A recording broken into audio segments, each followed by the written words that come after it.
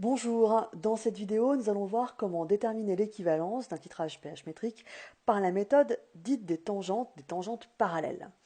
Alors, de quoi s'agit-il? Pour commencer, il nous faut partir d'une courbe de titrage, du pH du mélange réactionnel en fonction du volume de solution titrante versée.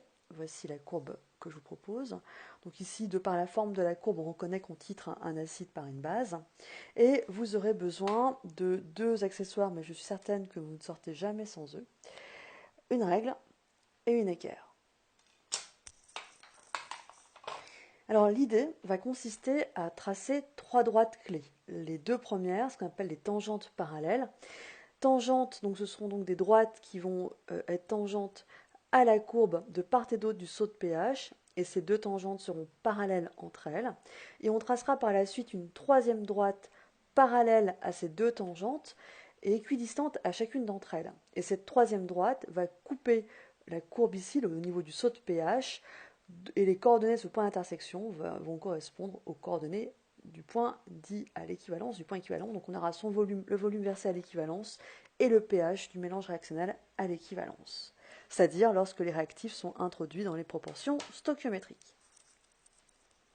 Alors, je vous propose de commencer par le bas de la courbe. On peut faire le même raisonnement par le haut de la courbe, mais pour moi, techniquement, c'est plus pratique de commencer par le bas, tout simplement parce que je ne suis pas bien en face de la courbe. Alors, on choisit un point avant le saut de pH. Donc, j'espère que vous avez bien compris qu'on peut faire le même raisonnement en choisissant un point sur le haut de la courbe après le saut de pH, et le raisonnement est symétrique. Puis, on trace la tangente à ce point, la tangente à la courbe en ce point. Donc là, moi, comme je ne suis pas en face du graphique pour pouvoir filmer, je ne suis pas sûre pas certaine d'être bien sur la courbe. J'espère que c'est pas trop mauvais. Le raisonnement, bien sûr, reste le même.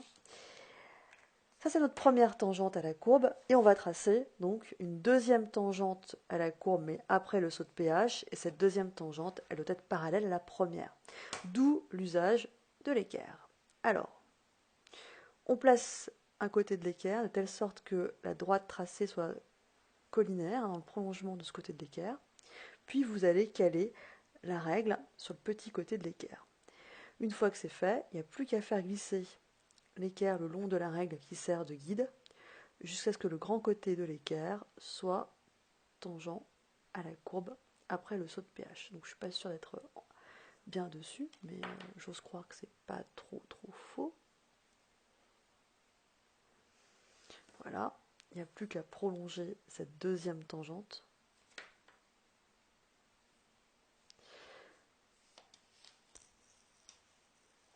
Donc ces deux tangentes sont parallèles entre elles. Donc ça, c'est nos deux premières tangentes. Et après, c'est assez simple. Donc il vous suffit de tracer une droite qui est perpendiculaire à ces deux tangentes. Donc là, on voit bien que l'équerre, c'est super important.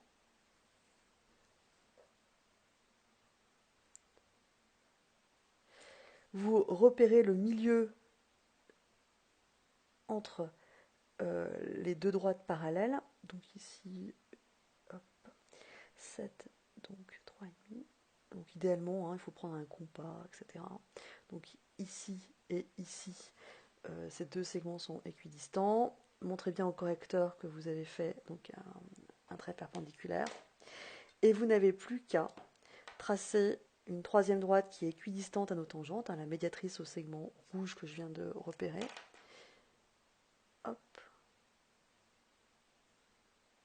Et cette troisième droite coupe la courbe de titrage en un point, qu'on va noter E, qui va correspondre à l'équivalence. Et les coordonnées de ce point seront très importantes, puisque vous avez ici, pardon, donc il faut prendre bien sûr la règle. Donc, hop, l'abscisse de ce point, ici 16, correspond au volume versé à l'équivalence, et l'ordonnée de ce point correspond au pH du milieu réactionnel au moment de l'équivalence. Donc ici à peu près 7,2 et on note pHE. Alors, vous pouvez me dire, oui, mais ici le saut était très franc, très sec, donc il était assez facile de repérer le volume versé à l'équivalence. Ce n'est pas toujours le cas, hein. Typiquement, si vous avez un saut de péage qui est légèrement incliné, la méthode des tangentes parallèles, hein, reste d'autant plus pertinente. Alors, une dernière chose, il est possible, hein, d'utiliser une autre technique pour déterminer un volume versé à l'équivalence pour un titrage pH métrique, c'est la méthode dite des dérivés, mais pour cela, il vous faut un logiciel type tableur grapheur. Voilà, il n'y a plus qu'à mettre en œuvre pardon, cette méthode des tangentes au travers d'exercices ou d'activités expérimentales.